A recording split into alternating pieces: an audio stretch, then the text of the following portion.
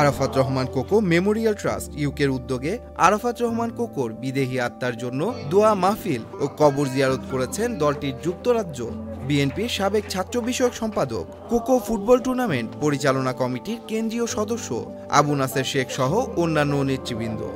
মাহফিলে হাদিয়াতুল আল্লাহ মরহুম আরাফাত রহমান কোকো সাহেবের রূহ মোবারকে পৌঁছায়া দেন।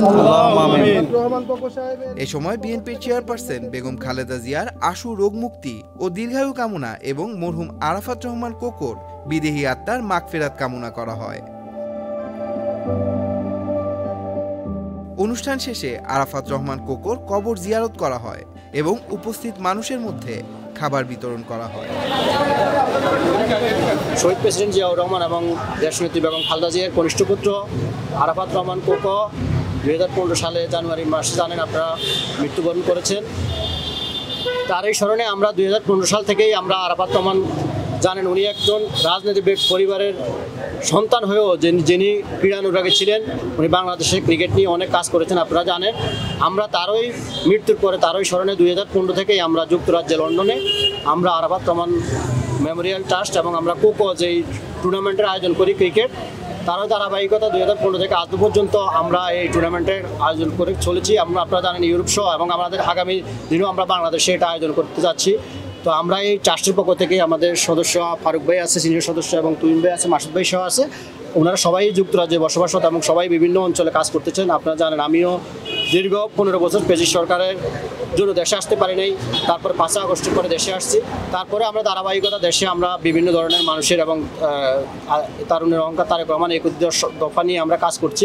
আপনারা জানেন আমরা বিগত 15 বছর আমরা দেশে অবস্থান করতে পারি নাই যে পেশি সরকারের আমলে। তারই আমরা ধারাবাহিকতা আমরা যেভাবে আমাদের যে কোকো বাইয়ের যে স্মরণে যে আমরা চাচ্ছি আমরা সারা বাংলাদেশেও আমাদের আগামী দিনে আমাদের ট্রাস্টের পক্ষ থেকে আমরা প্রত্যেকটা ডিভিশন সহ প্রত্যেকটা ডিস্ট্রিক্টে আমরা এই ক্রিকেট যে টুর্নামেন্ট সহ আমরা ওটা আমরা চালু করবো ইনশাল্লাহ। আমাদের আসলে আজকে আপনারা আসছেন সাংবাদিক, আপনাদেরকে ধন্যবাদ জানাচ্ছি।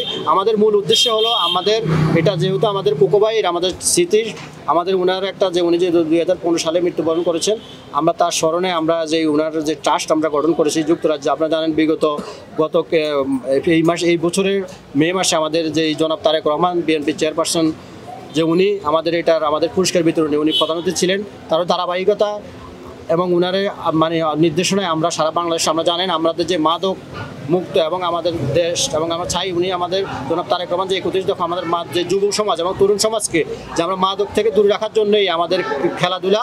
তো আমাদের এই খেলাধুলার ধারাবাহিকতা আমরা ক্রিকেটটা আমরা এখন আসর শুরু করেছি, তারও ধারাবাহিকতা এবং আমরা বিভিন্ন ধরনের ফুটবল সহ আমরা কেন্দ্রীয় কমিটির আমি আবার সদস্য আছি ফুটবল পরিচালনা কমিটির যে টুর্নামেন্ট সহ বিভিন্ন ধরনের টুর্নামেন্ট সারা বাংলাদেশে চলমান আছে। তারও ধারাবাহিকতা আমরা আগামী দিনে যেন আমাদের তরুণ সমাজ যেন মাদক মুক্ত থাকে আমরা এই ট্রাস্টের আমরা সারা বাংলাদেশে এবং ক্ষুদ্র ক্রিকেটার সহ ক্ষুদ্র ফুটবল এবং প্রত্যেকটা আমরা ক্রীড়ানুরাগে আমরা তুলে ধরবো আমাদের ট্রাস্টের পক্ষ থেকে। আপনারা জানেন আরাফাত রহমান কোকো একটা রাজনৈতিক পরিবারের সদস্য হয়েও উনি কিন্তু রাজনীতির সাথে জড়িত নয়। উনি সম্পূর্ণ ক্রিকেট এবং খেলাধুলা নিয়েই উনি ব্যস্ত ছিলেন।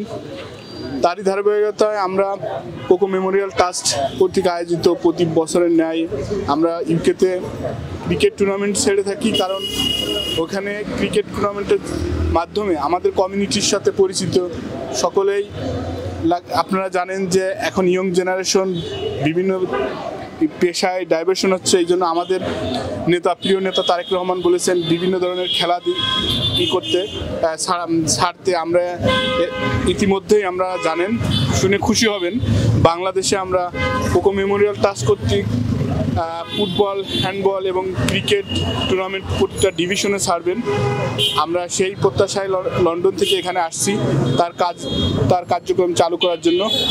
আপনারা আমাদের জন্য দোয়া করবেন, আমরা যেন এই দেশকে যুব সমাজকে মাদক দ্রব্য থেকে বিরত রাখতে পারি এবং সমাজকে গড়তে পারি, সেই তৌফিক যেন দেয়। থ্যাংক ইউ সবাইকে।